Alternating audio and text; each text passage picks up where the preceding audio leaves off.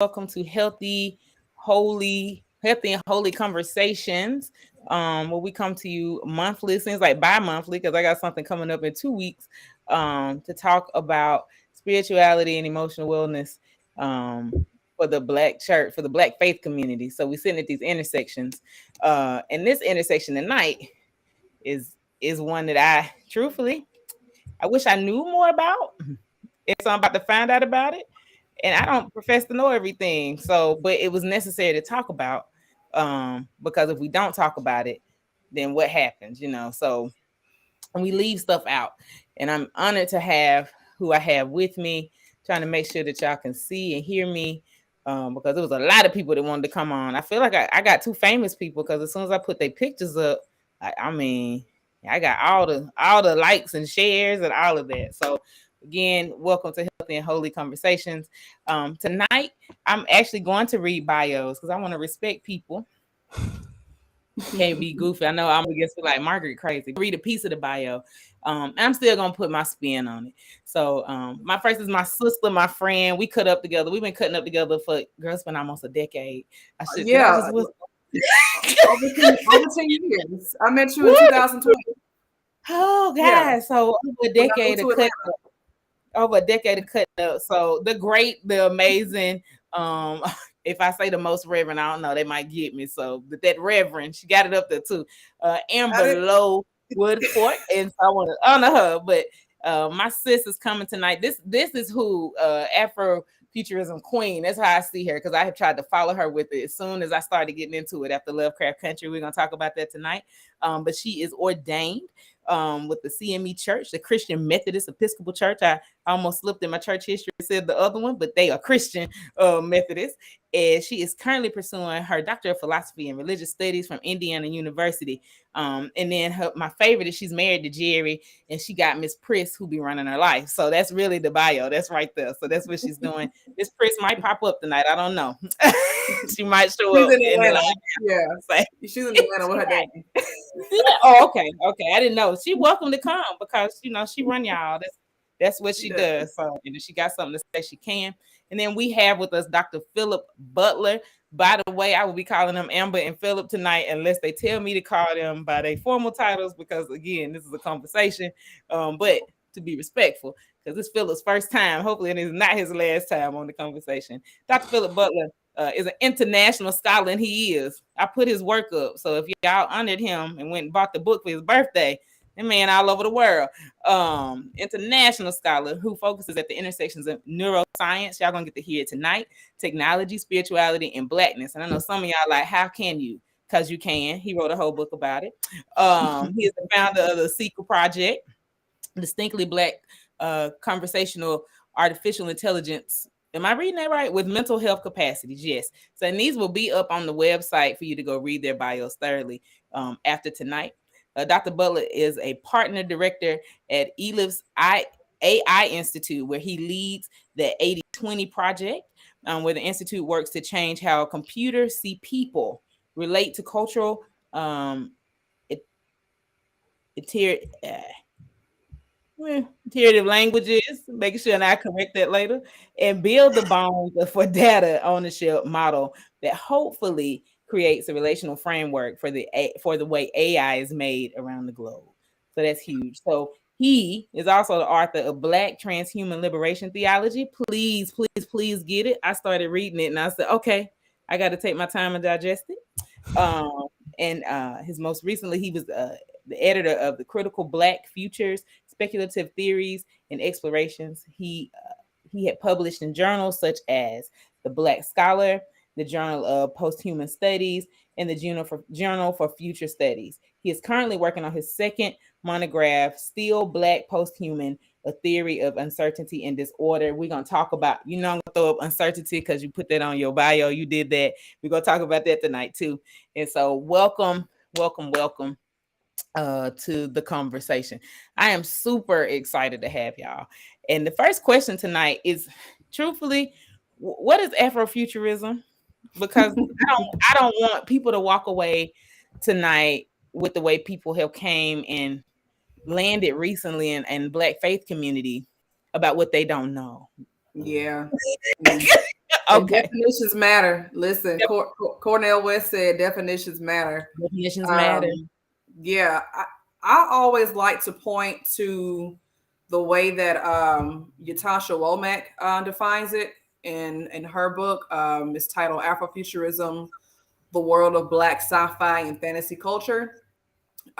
She says that Afrofuturism is a form of cultural criticism, like key emphasis on cultural criticism, and it's also a liberative framework for Black imagination and myth making. That's also important. Imagination, myth making, because you're doing some counter myth making to the myths that were created, that uphold modernity and what have you. Natasha Womack describes Afrofuturism as a combination of science, historical fiction, speculative fiction, fantasy, Afrocentricity, and magic realism with non-Western beliefs. She says that it is a total re-envisioning of the past and speculation about the future that is rife with cultural critiques. Basically, the way I approach Afrofuturism from that definition is it's an act of counter creation, right? So it's in response to dominant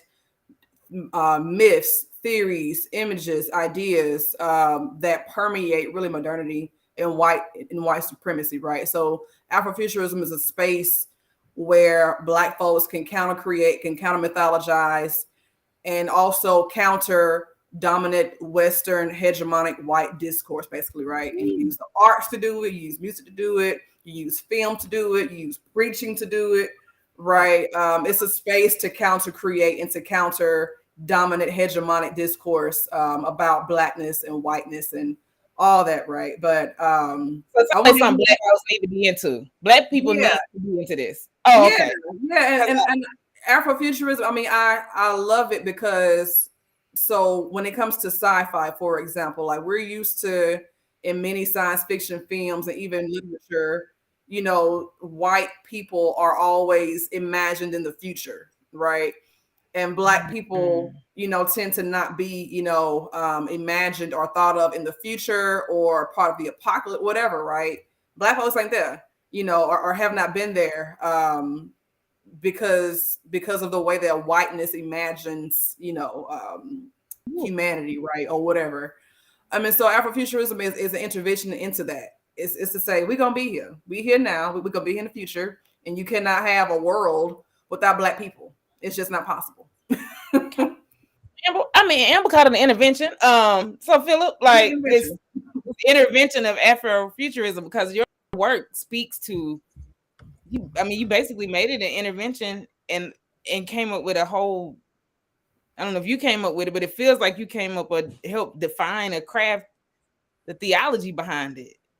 So can you go more into it about Yeah, sure. theology? So Yeah. not for so I'm grateful that Amber brought up right Natasha Womack's work, right? Because I'll just piggyback on that with Reynaldo Anderson's work, who's kind of Yes. been kind of crafting like this umbrella in terms of like Afrofuturism 1.0 with like Mark Derry and kind of like the initial kind of white boys attempting to name something, and then how Black folks have moved in this 2.0 phase, and you've seen like a lot of culture, like it's a cultural criticism, as Amber pointed out. You have folks engaging in these types of counter narratives and these speculative stories, and you have folks who are theorizing it, and so creating this kind of high culture around it. And so if you are imagining it and putting it in literature and making it so that people aspire towards these different types of imaginations as they are presented, then we move into this kind of 3.0 where I think as Renato talks about, moves into kind of on the continent itself. What does it mean then when Africans engage in this type of Africology, as well as this futuristic mode of way of being from the vantage point of the continent itself, and then utilizing those resources and those connections and those different ways of doing things.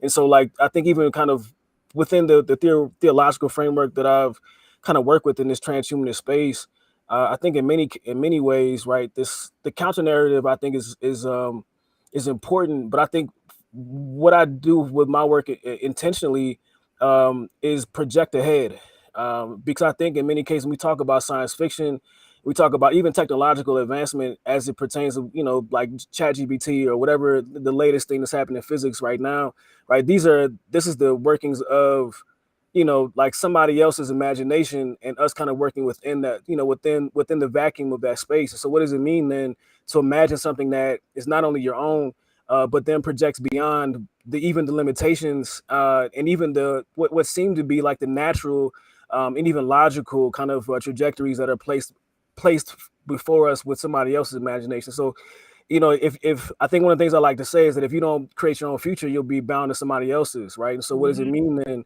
to project beyond what anybody else is putting out there and do so in a way that not only do you create your own future, but now you put them in the position where they have to respond to you, or where if they don't, they either become an embodiment of the racist and white supremacist modes of attempting to stay within their own framings, or they just fall behind because the things that you're putting out there and the work that you're doing is so far ahead of them that you know that they become the ones who might be subject to your future. Yeah, I love what you said about high culture. Like I love that. Can I add one more thing, Please add Margaret? it. If you don't Y'all mind, please and add. then Phillip. Like, so your intervention, I think both of our interventions, Phillip, are they pertain to religion and theology and the human and what it means to be human and pushing the limits of what it means to be human, and how that category was framed to begin with, right? Like the human, right? But I think another intervention that I think about for my own work is, so in the term Afrofuturism or Afrofuture, future is important, right? Time is important. So what I'm doing in my work is thinking about different how, first of all, like, what is time, right? And how has the concept of time been used as a colonial tool, um, right? That maps, space and place, and that also, controls people's ideas of a future, right? If you colonize time, then Pause you how right. does that distort? Pause you right there. I'm Don't sorry. hurt. I'm gonna pause you right there, Amber, because I Go really ahead. need. If you gonna talk about colonizing time, stay right there. Y'all can do all of that right here on this platform because Yeah. y'all been through in white supremacy. And my Mm-hmm. belief behind that is we're bathed in it. We really don't know how to operate outside of it unless Mm-hmm. we take heed to what scholars are letting us know. And that's where this topic came. So I want you to jump right back in. But how, like, please go through colonizing time because somebody's gonna be like, Yeah. Yeah, because first of all, I like the term Western hegemonic time, right? So the idea of a 7 day week or a 24 hour day, or the clock, right? Clock time. These are colonial constructs, by way of Western European, expansion, right? And so one way that Western Europe was able to expand and conquer the world was through the use of maps and clocks, right? And so if you're taking people who have one notion of time, whether it be, cyclical or recursive, and you're bringing them into a notion of time as linear, in the ways that, Western Europeans, view time as linear or progressive, then that does something to a people. Like, that does something to them epistemologically, ontologically, spiritually. Their religious sensibilities are affected, right? Like, if you take them out of their sense of time, like, that's an apocalyptic move in a sense, right? So my intervention, and what I'm thinking about more and more is, okay, like, how, first of all, like, what is time? How can we think about time as a colonial tool? And then what does it mean to imagine, being and knowing beyond time, right? Beyond Western linear hegemonic time, right? Is so I, where I'm moving. and I have a question for both of you. So I I know people. I don't believe. I hate the notion that people say black people don't read. I think that's just insulting. But on the other hand, this is a newer space for us, even though it shouldn't be. Like, it's so much literature on Afrofuture. It's so much. But was it Hulu or no FX? Just dropped a whole series. I won't say how I feel about it. But dropped a whole series. Oh, you talking Called about the Butler? Yeah. So Mm. Kendrick, that speak that if anything we got out of that is how colonized time has really jacked us up. Mm-hmm. And pulled us in and out of time. Mm-hmm. There's a spiritual part, like pulled us in and out of time. Mm-hmm. And so can you all speak to that? Because we get frozen in trauma. Here's that for me, trauma looks like we're getting pulled in and out of time every time. Like every time I get in the trauma marker, every time I get stuck, every time something happens in my community, like Nichols is gonna be stuck. Nichols in Memphis is gonna be stuck in time with us, right? Just like Trayvon Martin in time. We still celebrating his 20th birthday just passed. Just like George Floyd, just like Breonna Taylor, just like so Mm. can y'all talk about that time being pulled back and forth in and out of time and how that looks inside of what we're talking about tonight? No, I think that's a great question. So I actually just finished this piece for the Black Scholar. Don't kick me off, right? But it's titled "On Demon Time."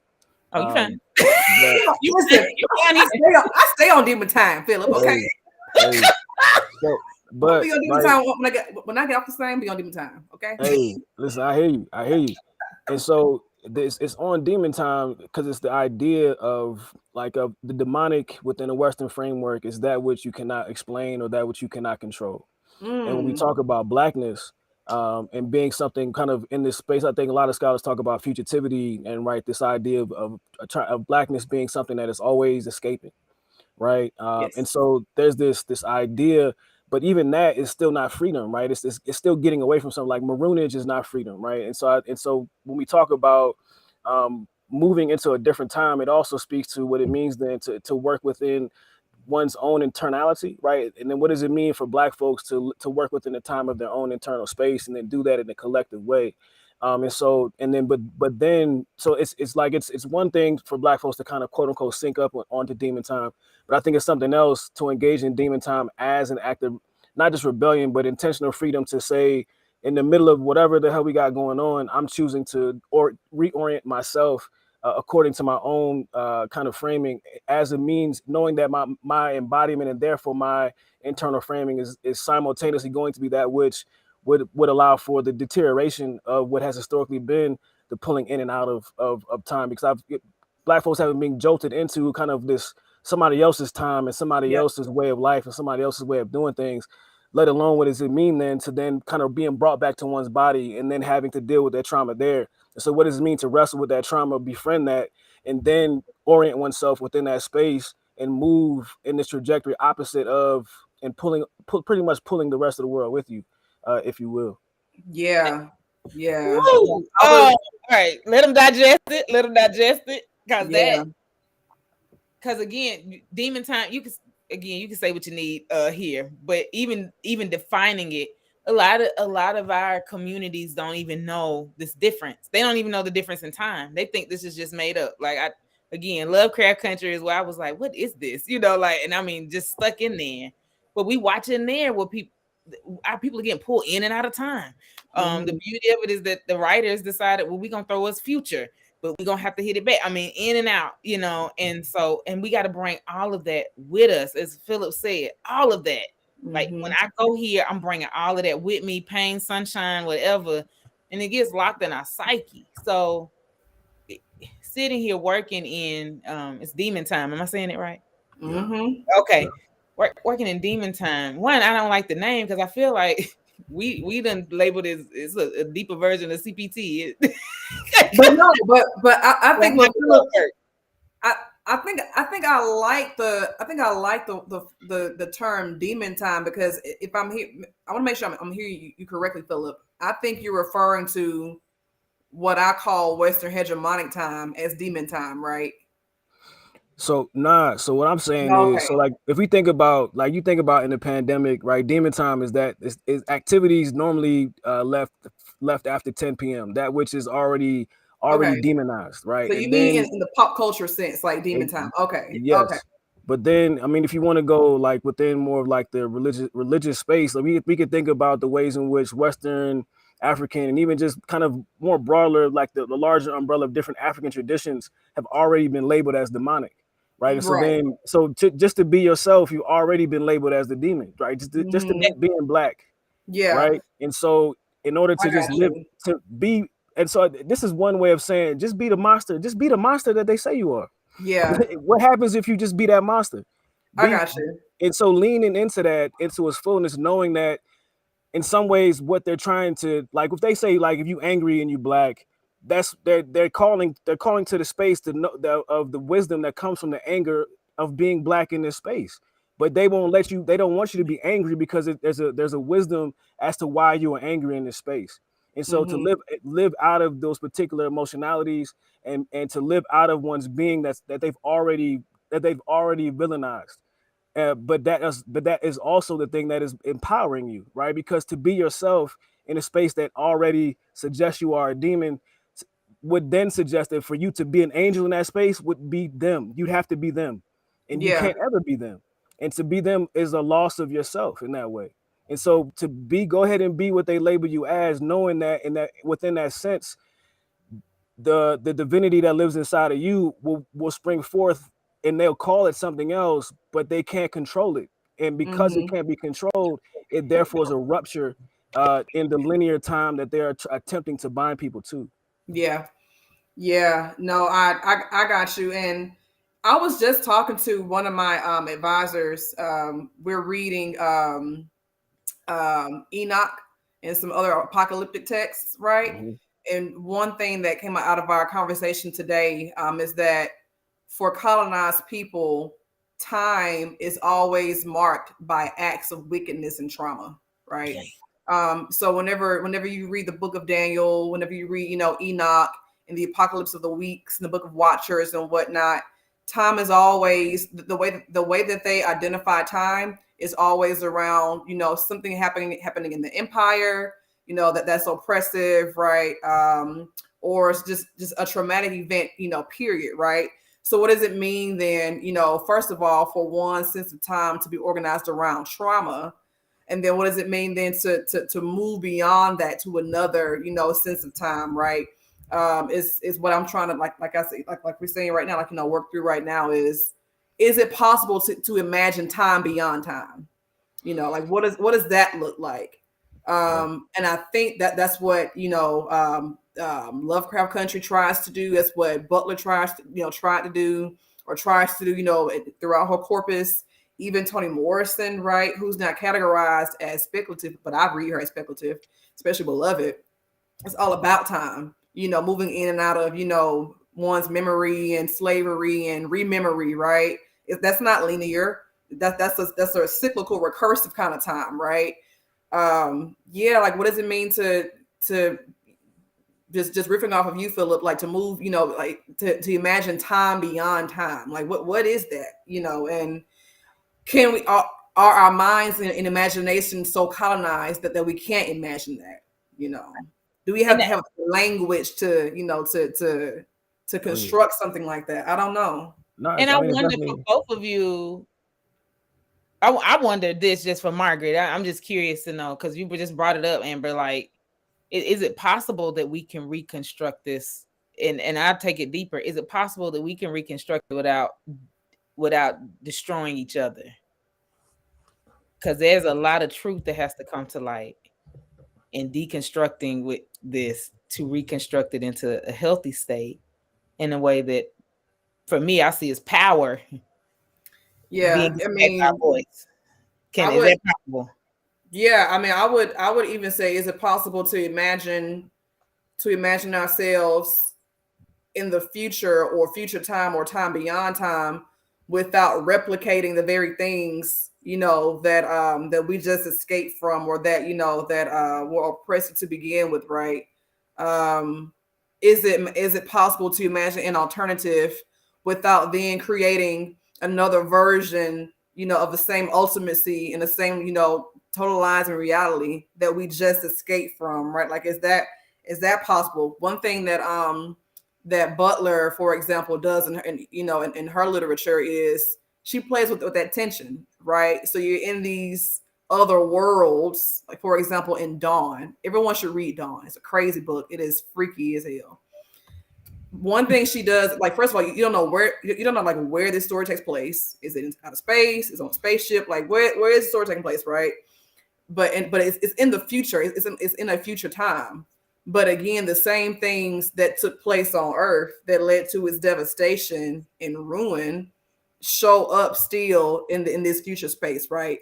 And she's intentional, and she's intentional about painting this world where the same things that held us in hostage on Earth show up here now, because she's trying to raise the question: is it possible to even create something new without replicating it somewhere else, right? I don't know. Ah, Philip, Yeah. I went to look up something, but I think you probably just about to say it. But you offered Not something in your intro pertaining to so. this. Mm-hmm. So, Black transhumanism is undergirded by Black posthumanism. Yeah. To I think at least in the Black transhumanism I outlined, I imagine there's more. I hope that there are more, and I look forward to seeing more. At the same time, right? For me, Black posthumanism uh, is an anti-humanism, and what do I mean by that? Right? We talk. For me, the human is a cybernetic technology of whiteness, meaning that Yes. the idea of what it means to be a human, this kind of Vitruvian man, this kind of like this white male figure, this detached, emotionless, autonomous being, right? That is somehow the pinnacle of perfection for white people, becomes the only mode of humanity, and right, and then you have degrees away from this figure. White women, right, due to proximity, and the further and further away you get away from this, you become less and less human, or you Mm-hmm. become monstrous or superhuman, right? And Mm-hmm. so within this framing, right? For me, for Black folks, I don't think Black folks are human because I don't think white people are human. Again, I think this is a technology used to maintain stratification. And so for the difference that I label it as people, and it sounds redundant, but I differentiate it this way: a human is a universal construct. A person is a complex and local being. Right, a person has a history. A person has attachment to the land. A person has a connection to other people. A person is from somewhere specifically. They have a specific type of embodiment, right? A person is very, very, very, very multifaceted in this way, and there is no particular archetype. There's no center, right? Within a person, people are people, and they congregate together and they live together, right? And so the complexity of what it means to be a person has to then allow for this kind of disintegration of what is a kind of unified figure, a unified construct, which also suggests that there are as infinite as infinite as the potentialities of what a person might be. That would also suggest that there are that many infinite potentialities of time. And what I Mm-hmm. think we're talking about in terms of creating a new time, we already live in different times. Like I've never been in your body, you've never been in my. You don't. We don't live in the same house. We don't wear the same shoes. Like you know what I'm saying. Like all these different things that make us different allow for a different time signature. And when we talk about time, like on from physics standpoint, right? Time is a 3D is at least as we understand it currently, or what is projected before us. It is a three-dimensional thing of space, right, and physicality, and the ways in which we are able to determine, right, how things pass over this, right, whether it's distance, whether it's like and so then you have this thing called time dilation, right? You go to the top Mm-hmm. of a mountain, time passes super fast. You go to the bottom of the mountain, close to sea level, things slow down tremendously. Yep. But and so you could talk about this in connection to a physical space. You could talk about this in connection to your own physical body. And so if we do that in terms of physical body, each individual physical body has a different time signature. Let alone when we start breaking down like the various like emotions that we have. If you have a different emotion in the same body, you could argue that's a different time signature. And so now we're Mm-hmm. talking about having to hone and be not one with, but at the very least make room for like a multiplicity of time even within yourself. And so what does it mean then to try to come back to and so I think it adds complexity to it. It makes it much more difficult to talk about. But in terms of speaking squarely to what you were saying, Amber, I honestly don't know if I care if we reproduce it. Because to me it's like, all right, do we want Black people to have a space of ownership or not? And if we do, then somebody might have to not be on the top level. It may not be an equitable space all the time.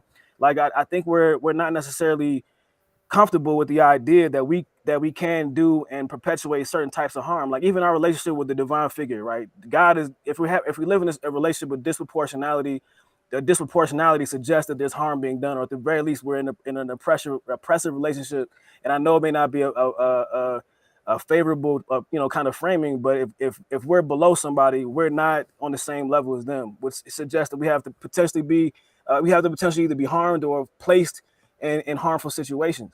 And so then what does it mean then to either reorient yourself with this divine figure? What does it mean to reorient yourself in space-time around people who look like you or don't look like you? And then what does it mean then to continue to try to build a new reality where Black people live and thrive? And like, I'm just curious about, can we get there and then maybe start talking about how we begin to map out the equitable, less harmful spaces that might come from that? So I don't. Yeah, I Y'all wonder sometimes. Yeah. y'all both just took me out. Like people like that's good. Like so, because before you move, Amber, I want to sit right there just to think about it in the space of reframing. I want to throw this word in, and then y'all can have a feel. I promise you, I'm gonna sit back and just sip my tea. Because all of what Phillip said is, you basically just said we finna reframe power, and power is inclusive of everything you just said, from time to personhood to systematic problems. And we need to reframe that before we even get to equitable spaces. And Amber, jump whenever you're ready to go, because you just killed everything inside of me. Been She about to hollering get me. space for She years. gonna get me. No, I'm just no, I've been wrestling with for a while now. Like, is it possible, are hierarchies just natural, right? Like, is there any species of people, or animals, or just organisms, period, right, where hierarchies don't exist? That's number one. Are hierarchies just natural to existence? Number one. Number two, do hierarchies have to be, harmful, and inequitable, right? That's, I don't know, like that's my struggle right now. Is the whole like issue of hierarchy. Yeah. I don't know. But I want to go back to another thing that you said too, Phillip, about the human, it being an invention, basically a technology. And that's hard for people to grapple with, because we take the human as something natural, as a given, right? I'm a human being, right? But I mean, for the way that I study religion, the human is a category that is made only through the enslavement of Black people, right? Like, Western European males figured themselves as human over and against the African that they came in contact with, right, at the dawn of the slave trade. So going back to, for example, the Portuguese, sailors and merchants who were coming in contact, with different African peoples in the 1300s, right? So when you see someone worshiping, for example, fetish objects, and you're questioning, how in the world can you say that the divine is, encompassed in a tangible material object, when we think that the divine is transcendent, right, beyond materiality? Like, you're not a human. You're that's something. You're not rational, right? You're not rational. So the marker of a human then is rationality for the white Western European male. So I'm glad, we're bringing up, we're troubling this idea of what it means to be human, because that's a very modern, concept or category, right? That only exists over and against viewing the African as not a human, as not having or possessing the faculties of reason, of not knowing, the right order of materiality, right? So we have to talk about how it's not just a category, but it's a category that's wrapped up in religion. Like it has religious, implications as well. Because so yeah. Nah, and I'm just even to like add to what you're saying, like I think it was funny, like these fetish objects become problematic, but then they make paintings and busts that look just like them. Exactly. And Precisely. right. And so, like, I think what's even funnier though is that, like, I went to Paris last year, and you had to go to the Louvre. You don't go to the Louvre, you probably ain't do it right. So I was like, You all didn't right, go let's to go to the Paris. Louvre. what I'm saying? Hey, but niggas was in Paris. But Exactly. hey, but real talk, like, so you go to the Louvre and you go in that joint and you go to the top floor kind of first, almost it's almost like it just makes sense. And everything on the top floor is European and is everything is white. The only black thing I saw was a like a black marble statue and it was a slave. And there were other black marble statues, but you have to read the name piece. The name piece says something else. But the only black marble statue that was black was a slave. But Mm, then you go downstairs and then you see this, you see stuff from the Middle East, you see stuff from Africa. You got the big Egyptian exhibit. But then they at the time we were there, the Egyptian exhibit was kind of blown up, and so you begin to see similar busts, similar frames of art that depict a particular group of people reflecting themselves back onto themselves. And so not mm-hmm, only do we see like these religious framings of like, the Jesus figure as well as the virgin and the mother, these kind of framings, but now you go down there and then you see the Egyptian gods with their melanated skin and they look just like the people who made them. Which mm-hmm, again speaks to, like, I think we talk about this idolatrous space of like making these images, and even obviously it's been squarely kind of space within like critiquing like Africanity, but and we talk about this. What does it mean then to create images of yourself as a means to big up yourself, as a means to re-emphasize your worth, as a means to reassert like a reflection of who you are in ways that you might be in the world? And so if the reflections of you in this world are salvific, right? If the reflections of you in this world demonstrate the complexities of your emotionality and so on and so forth, but then everyone else is robbed of that, who are they to then worship, or who are they then to make meaning out of, right? If not you, right? And mm-hmm. so I think there's something there about what it means to replicate oneself, and then look at oneself as something worthy of being placed on a bust. Like, I think so. All right, just the last thing, real quick. If you go to the Palace of Versailles, that is one of the most wildly opulent things I've ever seen in my life. It's like you Mm, hate it, but you love it at the same time because it's so crazy. But if you go down one of those aisles into these corridors, it's basically a bust of like every great Frenchman who was a war hero or whatever, and they got whole like murals on the walls in this house of them just slaughtering people, like like you got Napoleon's art, they're just killing folks, and it's like this is what we in magnify God's right name. now, you know In what I'm God's saying? name. And so it's wild that like that Western European people or white folks can have this, but then you go down into the continent, it's not allowed. It's not a good thing. And then black folks internalize that we can't make these things. We can't replicate ourselves this way. We can't see ourselves in this manner.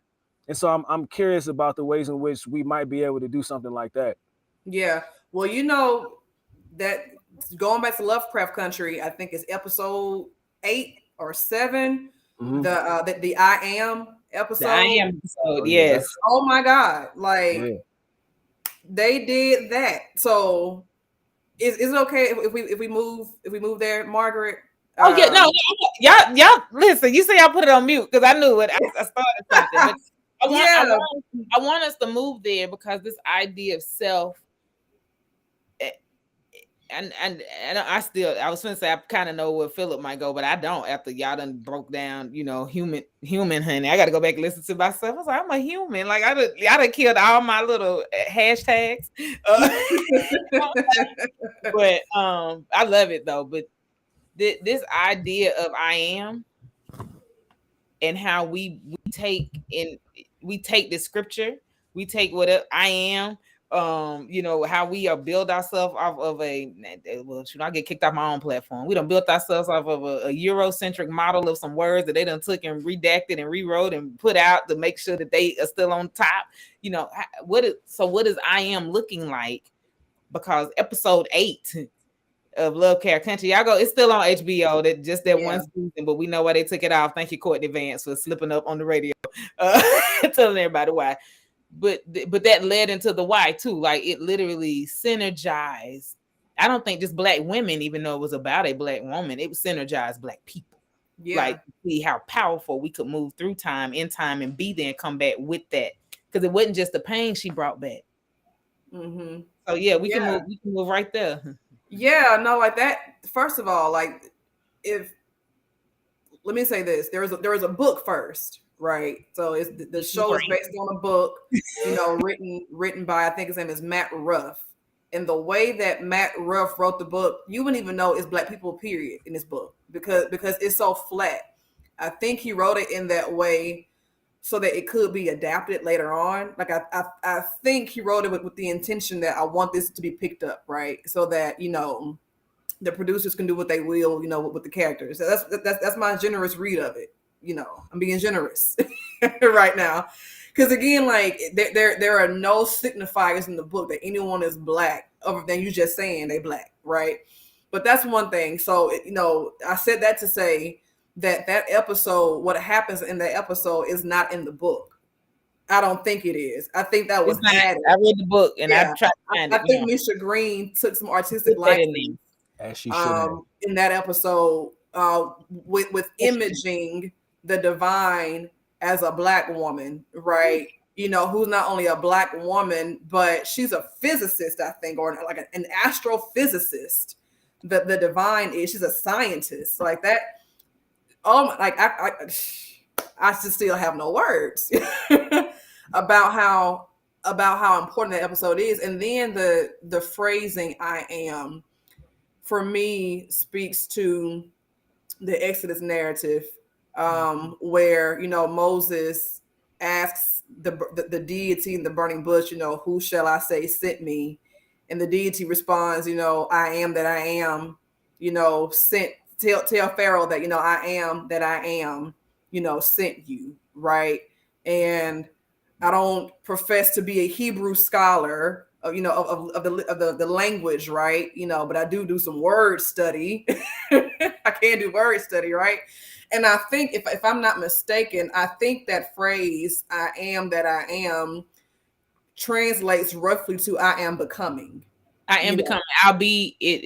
I'll be that I will be. Yes, I'll be what I will be. I'll be what I will be. What I will be, which is now futuristic.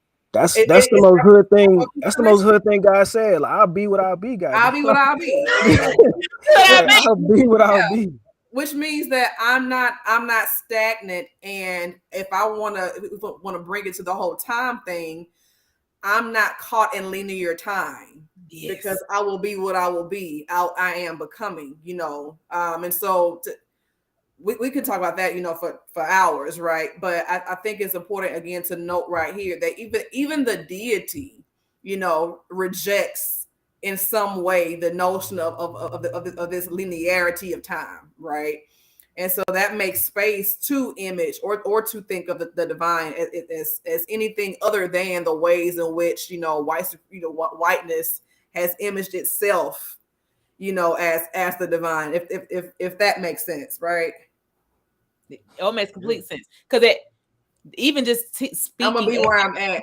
I'm gonna be where I'm at. I'm gonna be where I'm at. Oh, even as speaking of it, it literally threw me in futuristic thought. Like when y'all have literally, by the way, y'all have murdered tonight. Like, oh my God, because I'm sitting there like, what else have we messed up? By taking the human time. Y'all have killed hierarchies. Y'all murdered all of that, and it's beautiful. Because how are we taking it? Because still moving back to this notion of self, and I want you to finish because I am. So I'll be what I will be. I am becoming. Mm-hmm. But when we see that, because we take on this narrative from Exodus, we take on the Exodus narrative as Black people, right? Mm-hmm. And we act like we got to stay where we done been. Like we can't evolve past and get out. Move. And when move, saints. I love pairing this with Hebrews. I think it was the Hebrews 11 or Hebrews 12. Like, God will be the same, yesterday, today, forever. If God's the same, but God's always changing, right? Then this is where Butler comes, or exactly. God has changed. God has changed, right? And so, and we talk about this humanity thing, and we talk about like, I've been playing around with this idea of fixedness, right? And how we think nations are fixed. Right. And we think, that the human is fixed, or we think that who we are is fixed. But, these nations, they haven't always been what we understand them to be. And they surely ain't going to be what they think they are today in the future either. And so, this idea of fixedness, I think it is a useful term to understand what people attempt to do with power, maybe, but a Mm-hmm. recognition that fixedness cannot overcome, either the wheels of change, the tides of change, or just God as change, suggests that something is going to go ahead and disrupt that. Or, I think this is where kind of like the Jewish concept of like the day of the Lord, like this breaking in, like we think it's going to come from above, but the reality is, if this, all right, maybe I'll just preface this: I'm a physicalist, right? So this is not a materialist, which says that like there's a one-to-one correlation, physical and spiritual. But my physicalism suggests that whatever we got here is all we gonna have, right? Even this concept of like going somewhere else is still within physics. The energy ain't finna be destroyed or created. Whatever we Yeah. are is gonna go somewhere else. And so in this idea, like there is fixedness only exists in the moment that we say it, but because after that moment, everything else is continually changing. And so I think if we embrace this notion of shifting, changing, uncertainty, right, or disorder, because I think fixedness also suggests a level of order. But I think if disorder becomes the high point in terms of how we understand and orient ourselves to the world, then I think it will allow us to embrace like this. Yeah, I think embrace the chaos that comes with, again, going back to this idea of demon time. You said orientation, and fixedness implies fixedness is connected to the idea of orientation, because the idea of fixedness wants you to orient yourself a certain way in the world, right? And that orientation then must be fixed, and then there's no way to transcend that fixedness. That's a trick of the enemy. That's a trick of the enemy. The idea of of categories, being fixed, the human being fixed, right, or time being fixed, because it leaves no space for imagination. It leaves no space, for counter creation. It leaves no space to, to undo, to undo all the things that were created again, to order the world in a certain way. Yeah. So it moves us out of flow. We I'm can't. sorry. It'll move us out of flow. It'll move us out of spaces where we can flow. Mm. And I guess in the last week, I watched how we have, well, lack of better time, we have demonized creativity and labeled it instead of moving and trying to figure out what is the understanding behind the energy put into it. We hadn't even taken the time to look for that. But y'all saying that even beyond this week, like this been going on. Like that's what I mean. I said like this is it's etching away, because again, if I got to come and orient, somebody's telling me where right orientation is. So I Mm-hmm. work with a lot of different modalities. I try to stick with relational modalities. And it's y'all just blew my brain with that, because even in doing like ancestral work, even in doing work around power and ethics of power, they even try to tell you directionally which way you need, like this is the direction of face this way, do this way, orient yourself here, come back to center. But I argue this. What I don't think black people really know where center is, because we're always getting jolted into something else and moved into something else. And this is what needs to be right, because we still sit in that paradigm of white is right. Like Yeah. white supremacy culture still running it. So We can we had an idea of center and of a sacred center, right? We had yeah. that idea pre-colonial contact, but that was, disrupted. So yeah, Y'all ever seen everything everywhere all everything at once? everywhere at once. Yeah, Yes. I love the donut concept, right? I think Mm-hmm. it's framed in the movie as like a move towards nihilism, but I Mm-hmm. think there's more there in terms of what we can make from it, meaning wise, right? If there is no center, right, then there's nowhere else to look but here, like back at yourself. Because if you look towards a center where there's no center, of course there's going to be nothingness or whatever somebody else places in the center. But if nothing actually is at the center, then you had to go back and turn back inside, because you still are facing the center, some whatever that center is. Then Mm-hmm. if because I don't know, I like to teach in undergrads, because we get to this one point in the course and they be like, yo, um, what is nothingness, right? And I was like, and they couldn't necessarily grab that. But towards the end, it be like, yo, if nothingness is not nothing, because nothingness is a thing, then nothingness really is everything. And if Mm-hmm. and so if you can look in the center and see nothing, you can also see everything. And if you have to look at yourself and realize that there's no center there, then the nothingness that you think the emptiness you feel is actually everything that you feel, and which everything that you can and could be and are at the same time. Yeah, I love that movie. I love any movie about different dimensions. I was at a conference just last week, and one of the keynote speakers, I'm gonna have to like do some more reading on this, but she argued that Everything Everywhere All at Once, the Doctor Strange movie, in any film basically that takes up the notion of of a multiverse, Mhm. they're only tapping into one theory of a multiverse, right? She says like five different theories, at least five different theories of how the multiverse, works, right? And the idea that whatever happens in one dimension affects whatever happens in a different one.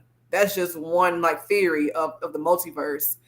I wonder what these. And she named the other four. I forgot what the hell she said. But I'm gonna look into it because I'm wondering. I was wondering in that space, and I'm still wondering now, like what those other theories are, and then why is it easier for Hollywood to take up this one idea of the multiverse over the other four, right? Mm. Eh, I wonder. I wonder that too. Now that you said it, you making Yeah, me. Y'all know I love books. I go find something. This is not my genre, but yeah. y'all got me so my brain going because as I think about working with trauma in multiverse and how Mm-hmm. how are we moving between those spaces and telling people to get over it. Well, I can't get over time. I can't jump Yeah. and You in my business right now, girl. and I You mean really are my business right now. I just and how we moving it, like how we're inviting people to certainty in spaces where there cannot be certainty. It Yeah. has to be openness there. If you want me to heal, it's got to be wide open. So, Right. Amber, if I don't know if you know about literature that can speak to keeping us in the spaces of openness. And Phillip, when you read it, talking about models, particularly internal family systems, but it's other models there that'll get us there. But like this invite to tap into different dimensions, even though that ain't what we're trying to say, but to tap into different ego states or personalities, like, but for the betterment of this conversation, to tap into our own internal multiverse and move through it. Is there anything we can offer? Because y'all did not make this spooky or scary tonight in church. They put some scripture on it, so y'all gonna try to go back and say this ain't Bible, but and I throw some more scriptures at y'all too. But Amber put the And why number does one it have to be Bible though? Does it have to be Bible because to be guess that? what? That's what we stuck with. We say that's the whole book, but at the end of the day, it's so many sacred texts. Yeah. But I don't want to get on that because I won't get on. Not right now. Not right now. Uh, but you're asking like what can we point people to Yeah, or like what can y'all point people to as far as like literature is concerned, as far as therapeutic modalities, whatever y'all got that can show people it is okay for y'all talking about multiverse. It's okay for multiplicity because Yeah. mm, in the westernized thought, we living in a manual Kant state. Like, oh, everything gotta line up, everything has to sit in a that Unitarian state. racist sucker? Oh yeah, he Man, was girl, terrible. He it was has her. terrible. we got Yo. to sit in that in order to be right versus I am multiplicity and I'm made in Right. the image of God who is multiplicity. So why Yeah. can't I be multiplicity and live in this multifaceted space and understanding of myself so that I'm not presenting to you this one piece of me that you can beat down, tear down, and kill everything else. Mm-hmm.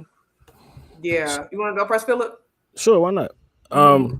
So I think Mark, I think you want this is what we talk about like IFS, right? So like Yeah. internal family systems therapy. I think one of the basic premises is that that we as people are multiple, we're not singular. Like so, like I'm Phillip, I'm a dad, I'm a son, I'm a brother, right? I'm a professor. You know what I'm saying? I'm a husband. These types of things. At the very least, these different hats I wear you know what I'm saying, suggests that I'm already doing multiple things at once. But then we start talking about like that internal time signature again, right? So like what happens when I'm frustrated as a dad versus when I'm frustrated as a professor, right? They don't always feel the same. What happens when I feel, empowered in certain spaces, wearing these different hats? But then what does it mean then when the emotions that I'm feeling are attached to like a time, way before this one, when I'm in my teenage state, or like, when I'm a much younger version of myself, and how those different versions of myself now influence, right, this present most version of myself as well. And so we're talking about kind of time jumping as well as holding time, as well as kind of attempting to listen to either the wisdom or in many cases, right, being hijacked, right, by the very different emotions that we have. Like when we talk about, I think for folks that like movie Inside Out, right, like that little, there was a point Yeah. where the emotions, they became complex. It wasn't just happy, sad. They were happy and sad, right? They were frustrated and angry, and and there was multiple things happening at once. And so I think this is, we talk about our internal multiverse, in the sense that like there are multiple parts of me attempting to kind of reach the surface and either influence the surface or outright control who's driving this, steering the ship, so to speak, right? And so what does it mean to not, and it's not like you don't need to, I don't think we want to hold them at bay. I think that is harmful to oneself. I think this is when we start building a relationship with the multiverse, right? And it's not, I don't think it's ever really about like this unitary thing so much as it is when we talk about like harmony, or like like just on a basic physiological level, like your heart beats, and then has you have like this electrical heart field that goes in every direction 6 feet, right? So you talk about when you feel the vibes, you're probably feeling somebody's internal heart signature, right? And so when if that's the case, if folks got like multiple things coming to the surface, then you probably experiencing a conflicted heart signature at the very least. And so what does it mean for you to impact time by being, by just showing up with your body and your heart signature, let alone for you to wrestle with like the various modes of you that need your time and attention, just by being quiet or listening or building that relationships. I think also what we're talking about in terms of these multiverses, if we reject the multiplicity of ourselves, then we're also creating the distance, right? And these ruptures that don't necessarily allow us to glean, to glean from our experiences, to glean from these earlier versions of ourselves, and to be able to like to just move in the world in a way that we feel much safer, right? Because I think part of embracing the multiplicity is also just becoming the chaos, right? If God has changed and you got all this daggone change inside of you, what does it mean then for you to go ahead and be the chaos? Then be it. And Hmm. that's again going back to that demon time, especially for Yeah. black folk. Yeah. Yeah, child. I got Listen, people and watching. Please type "be the chaos" because some of y'all might think that's a sin. He just said "be oh, put it on a shirt. Put it put on a it on a shirt. Word. shirt. Be the chaos." Yeah. Like be it. And you know something, people will think you're talking crazy. They'll categorize you as crazy, for thinking in this way, right? I think about, for example, Sun Ra, jazz musician, who was pointing us towards these very same, ideas about being in time and being and existing on different planes of time, right? And then choosing not to be, right? Like his ultimate, I guess gesture or conclusion was that I choose not to be, right? Like, what does that mean? And so, yeah, like when I think about multiplicity and the thing, listen, I'm a book, like I love the novels. I'm trained as a literary scholar, like I say, religion, but my first I guess like academic training, is in literature. So I turned to Toni Morrison, I turned to Octavia Butler, I turned to Ralph Ellison, even right with Invisible Man. Those things for me, capture what it means to embody, multiplicity, right? People do think you're crazy, you're different. Yeah, no, seriously. I'm reading the comments as I'm talking to y'all. But yeah, no, I mean, I just one thing that you also that you mentioned, Margaret, that I don't quite have the language for because I'm not a therapist and I don't study, Oh no. that's not my lane, right? But can you speak, Margaret, more to the idea of using time and different ideas of time, the idea of the multiverse and different dimensions as a way of healing? Because when I Yes, said I can. Because that you and then offer you my went down to business, literature. Oh, I thought yeah, you. You say I asked for literature because people. yeah, no, but because that's not my, like, I can point to speculative texts, Yeah. right? Um, but when it comes to like actual research literature, like I don't know that stuff. I No, was no, just and I meant speculative because some okay. people just need words on paper so they can Yeah. feel good about it. Like some people need to read Tony and realize that Hmm. beloved is definitely what I was thinking about. It's Yeah. skipping through time, you know, and Mhm. I mean you skipping through the time and the grief of time. Yeah. Everyone should be beloved. Child. My mama, I love her to death. My mama made me read Beloved when I was 13 years old. Like seriously. And like that book has been foundational for me. Like my Yeah. dissertation, like 2 chapters are gonna be on Beloved for real. And I'm thankful because And I yeah, mean, because like how we skip through grief, the invite to skip mhm, through grief is crazy for Black people. So what I yeah. mean, skipping through time. When we try to, when I work with people of color with trauma, I have to respect time and not respecting the 55 minutes that the insurance company gonna pay me. I have to respect that I'm inviting you to go back to a time and place when somebody told you that you were wrong, you were evil, your body was jacked up, something about your skin was off, something about your body could be abused and mishandled and mistaken. You then went from human to property.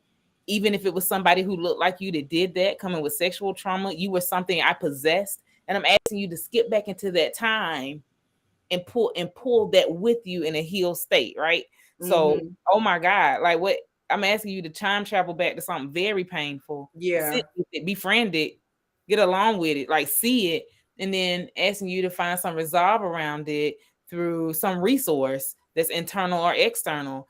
How insulting is that I'm telling you, got 55 minutes to do it, right? But that's because here are the time constructs that they put on top of us jumping back and forth through time. And I'm asking you to Hmm. visit. So when I say literature, yes, it can be speculative. Why? Because what can bring me, what has brought me healing, I guess, like, and something I read recently was Kindred. Yeah. Because I'm sitting here watching, and this book was written in the 70s, or set in Hmm. 76, I think. Yeah, it was written in the 70s and also, of course, then Yeah. set in the But 70s. but we're watching this jump in time. Hmm. And the invite is to go back to painful space Hmm. for this Black woman who gotta watch these white people treat her like trash, right? Yeah. And manage and mishandle. And but then she jumps back into, like, she just gotta be okay. These are the offerings that we offer to Black people today. Even in our Hmm. own, even amongst ourselves, just come out of it. Be done with that. It's gonna be all right. You'll get over it. It's Can I so bad. You got police officers, Yeah. pictures of can I bodies that say they kill. can I Yeah, say go something ahead. real quick? I was I'm, Mhm. I'm thinking about earlier when I think said something about the anger that they don't want you to feel, Yeah. right? Hmm. And now we're talking about the trauma that people that you're saying that people want you to skip over, right? As a Black person, right? Yep. I'm and we but look, kind of using this IFS framework, right? Like the wisdom of our bodies comes from sitting with that and really looking at the emotionality. And so when you strip emotionality from Black folks, you're stripping the wisdom, right? And not only you stripping the wisdom, you're stripping the power, like, because emotions come with a certain type of embodiment. Now you're stripping the power that people then use to free themselves, right? And the logics of freedom. Because if you don't feel the the anger, or if you don't feel it and you don't get the wisdom from it, then how do you meant to charge yourself up and then do the work of liberating yourself? Yeah. Can I can I jump in right quick, Margaret? This is so good because so again, like the example of a literary text being beloved, right? As a way it showcases how time and trauma, are interconnected, right? And you can't skip, the process, the grief process. Now, beloved is not technically categorized as this, but the way I read it is this: it's a slave narrative, really. Like it's a neo slave narrative, and I say that because traditional slave narratives, such as Frederick Douglass's and Harriet Jacobs and Equiano, they follow a linear time frame. I was born a slave, or for Equiano, he was captured, and brought into slavery, right? But for Jacobs and for Douglass, I was born into slavery. At some point, I realized I was a slave. I I escaped the plantation after a struggle, and then I'm free. That's a very linear, chronological, idea of time, right? From being a slave to freedom. That's not what happens in Beloved. And so that's why I use the word a neo-slave narrative, right? Because freedom is not a linear process; it's a cyclical process. It doesn't begin in slavery. Even the story doesn't. It begins with her, being free, but the memory and the haunting of slavery shows up, at her house, right? Or at Baby Suggs' house. And so it's this constant, again, going back and forth, around and around in time. So therefore then freedom, to your point, as a therapist, Margaret, freedom and liberation and healing, is not a linear, 1-2 step process, right? It may be a cyclical, process whereby you have to go back and forth in time. And it shows up again so beautifully in that text, right? It defies, Morrison is so brilliant. She in that book defies all logics of a slave narrative. Because again, they all follow this traditional born a slave. Oh, I'm a slave. I fought for freedom. I'm free now. That's not what happens in that book, And she's showing us that's not realistic for how emotional wellness, right, takes place. It's not realistic for how healing, and true freedom you have to revisit and sit with, those unspeakable things that took place, right? That we can't even we can't speak it, but it shows up. It manifests in different ways, right? So in the book, it manifests in the form of, the ghost child. Even before that, even before Beloved shows up, it manifests in the form of this red light that inundates the home. It shows up in a white dress, kneeling beside Seth as she's praying, with her child, right? With Denver. It shows up in different, and then it shows up in the memory as well, the actual memory of it. To the point where you got to at some point, exercise it, right, at the end of the book. But yeah, no, again, everyone should read freaking Beloved. There's no way around it. There's no way. And I want to also say this, and I'll shut up. But what Morrison does in Beloved, Butler had her finger on that before her in Kendrick. Kendrick came first, then came Beloved, right? Yeah. I think Butler set the stage to think about, how Black people are pulled in and around and outside of time, right? And then Morrison took that up and pushed it further, right? But yeah, this is fun, y'all. Yeah, man. No, it is. I mean, why I feel like it's a part 2. So I'm gonna put this out there. I want you all to support. Dr. Butler still didn't, but I'm gonna tell him, if you please support his I think you have your Seeker Foundation. Is a foundation? It's just Seeker Company. No, it's the website is called the Seeker Project, and it's funny because the way I was talking about this, one of the critiques people have about Seeker is that they get in a loop, and the whole point, the Seeker is designed to point you back to yourself. And so I think people are used to a certain type of therapeutic conversation where they get to spew everything and hoping that somehow they can find something out of that. But using the IFS framework, it's going to constantly ask you how you feel about this and how do you feel towards it, and asking you what you what wisdom are you getting from this. And it's if the healing is cyclical, then it has to continue to point you back to yourself in this way. But I'm sorry, this is me thinking out loud. But anyway, but yeah, no, you could download Seeker on iOS and Android. There's a couple apps named Seeker apparently, and so it's probably going to be the second one. That's health and fitness, not a website. But Seeker is it's a way to help you process your emotions in real time, and it does it using Black vernacular and centering Black experiences. And so we do this to help folks um, just build better relationships with themselves, so they can live in this multiplicity and within this multiverse, right? As we continue to understand it. Yeah. Okay. And the way I'm ending up, because I know I made y'all go over an hour. I'm so sorry. This is so good. Like so good. And Reverend Doctor Ambala, what can we do? I know I put your cash app up for people to I was gonna say sew into you. Look, I'm so Listen, but how child. can we find you and locate you too? Like, cause both of y'all. Yeah, so I think my website is still up. Okay. www.truthistrouble.com. I got that from Toni Morrison. It's a Toni Morrison quote, actually. Respect. But listen, so pray for your sister friend because I'm going through this PhD process, and Dr. Butler can tell you because he's gone through it. It is not easy. Okay, it is very taxing intellectually, emotionally, physically, all the things. Right, there's no shortcuts in this process, and so yeah, I'm going to be at the Proctor Conference in Atlanta in 2 weeks, Okay. doing a workshop there on Afrofuturism and Black faith. So pull up, I think it'll be streamed as well.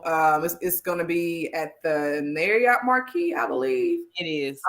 Yeah. So yeah, pull up to that, if you're in town, or, like I say, I think it'll also be streaming. If it's not streaming like officially, I'm going to have like something set up to where, you all can join in on my session with Reverend Josh Lazard. He's at Boston University. We're both doing these two sessions together. But yeah, that's how you can find me. I'm on all social media platforms. Just trying to get through these exams coming up. So yes. So okay, and thank you, I Dr. gotta make sure Butler. my site still work because I was paying somebody for a while and then life got the life in. This is why I love my friends. I love healthy holy conversations because the end of it ended off for the podcast. This does go up as a podcast 30 days later, but I think it's funny because just what Amber just said, like all of what you just said. Hope my stuff is still up. Hope y'all pray for Yeah, me. child. Life be life, and I hope DeAndre ain't cut it off. DeAndre. You need to call DeAndre. Look, we Oh, he calling him cut it now. off. He might be watching. He gonna be like, I know they ain't put my name. I know they ain't put my name out there. Whatever. Child. So, but yeah. So, but I want to thank you all. I definitely, we're gonna have to set up something because y'all. First of all, y'all wrecked everything that I have said on this platform for almost 4 years with this human. Because I done put a hashtag human. I had some T-shirts made. And now y'all done see talking about human a construct. And I wanted to get It mad. is. I was like, keep talking. Like, shut up and sit down and keep talking. Like a good country black church. But it was a beautiful conversation. Y'all see all of the information scrolling. Reverend Amber, your website is Girl, I gotta pay my bill. we got the whole Dr. Terrace Robinson on here. She helping me. She my DigiDeacon do it tonight, try to help me out. Y'all please follow and support these beautiful minds. And like I'm not saying it like the movie, like these are souls that they just poured out their soul for y'all. This is their life's work. And y'all got it tonight. I please so in this community, like we try to give, and because truth be told, I don't really know if y'all would get this anywhere else. So I don't know, and so and our community needs it, and people skip out on it. You got Proctor, but I don't know how many people can afford a $400 ticket to go to Proctor. Girl, that's why I say I'm gonna have to like make sure so I'm gonna have my phone, something gonna be set up in that room for because it's very expensive. So this platform again, I try to bring stuff that our community we cannot hear it, and so we go around spewing things that were designed to destroy us, and that's not the case. And we try to do it in a way that we balance it out. Looking at it from the intersection of spirituality and emotional wellness. And you don't have to be a therapist to be out here. And we done been on here before. No, like what helps our community? It isn't that our community don't read, is we don't know what to read, in my opinion. I don't know what book to pick up. Is this book gonna put me down, or is this book gonna lift me up? So I just don't pick up a book. I don't know if people don't understand what it looks like for Afrofuturism from a transhuman perspective. After tonight, you can get it right here. You can go back and listen to it, because I don't know what that really means. Does that mean something's wrong with me? We literally learned a new term tonight called demon time. Some of y'all gonna go back and be like, Marcus talk about demons on Healthy and Holy. Nah, y'all need to listen to it, because literally Black folks die after 10 p.m. Yeah, that's some silence. Black folks die after 10 p.m. Like, you go outside and a Black man's heart rate gonna go up real fast if the sun ain't up. Why? I need to know if I can make it home. So what that look like, and the way, oh God, Phillip, the way you put that out there, like my skin is already seen as evil. So now I gotta have extra precaution and protect myself. What happens after 10 p.m.? That was powerful, big, powerful. And so, and then what does it look like to work in this Western time? As you said, Amber, I know I can't get my work together. Western hegemonic time. Yeah. So like, what does that look like? Because we, I show up 5 minutes late all the time. Not meaning to, but we get in trouble for that. Like, some of y'all got jobs where you got to operate in that time and be there, and they don't really care that you haven't some response to something going on. Like, I don't know how many jobs didn't care about Memphis last week, but you better have been there at 8 o'clock and clocked in, and you could have had a response to it. You know what I'm saying? So this is why we talked about this. Afrofuturism and emotional wellness absolutely go hand in hand, Like, I don't see how we can separate it when we talk about traumatic experience of African Americans jumping in and out of these time frames and seeing what is this positive future look, even as the African American national anthem offers for us to do. How can we move beyond these stony roads that we trodden into happiness and greatness and blessed land? I mean, how can we do that? Y'all singing it all month at your church, and yes, I screwed up the verse, and I don't care. Y'all go look it up. But that's is that we get off of this pain and we move into greatness. So at this time, y'all got any last words? Because if not, we're gonna let these people go and get y'all out of here. So y'all can have a good night. Any last words? Thank you, Margaret. No, Not thank everybody. you. Thank you. Thank you for putting this together. Yeah. Oh, sorry. No, I was just saying thank you for inviting us onto your platform. This was fun, and you're doing great work. So thank you for your work. Thank you, y'all. That reminded me too, the people in the backdrop who work with me, they fuss at me every week. I'm supposed to put this up too. Anyhow, so you see, I'm trying to run this by myself. But if y'all want to talk about something, talk about the conversation. My bad, I tried to end it before end, and then here's where y'all can support Healthy Holy Conversation, so I won't get the text messages at the end, because I see the people watching tonight. But and thanks to everyone watching too. Like, thanks to the comments and those watching. Like that, this was, y'all were helpful, in commenting and raising questions and whatnot in the comments. Yes. So, and y'all will be invited back. Don't worry. We got to find a part 2. It might be in the fall. Because y'all blew people's minds tonight, and they're gonna watch the replay, and it's gonna be a whole bunch of comments where they be y'all blowing minds. So again, say y'all last words now that I did my part. Say y'all last words, and all I got is gratitude. Just gratitude to be able to meet Amber, to be able to be here, to talk to you again, Margaret. It just to sharing the work that I told you earlier today, just the important work that you do. So I'm just grateful to be here. Thank you. You're welcome. Same. Y'all welcome back. Y'all, if y'all don't do anything else, please keep your conversations healthy and holy. Stay on the men. And thank you for supporting MLC Consulting and HHC. I love y'all. Thank y'all too for coming tonight. Y'all blew my mind. I got so much stuff I need to go learn. Y'all know I go find some books and go learn this stuff. So I can keep up next time. But now this is beautiful. Y'all had scholarship tonight. Like, don't go out saying they made up something. They had a reference for everything they said. And so go look them up. Y'all find them, support them. And I will see you all on the 2nd, March 2nd. We're talking about ethics. So I have America's wellness expert coming on the 2nd. Y'all will see the graphic go up, and we are talking about ethics and emotional wellness. Some of y'all never heard of that. All right. Love y'all.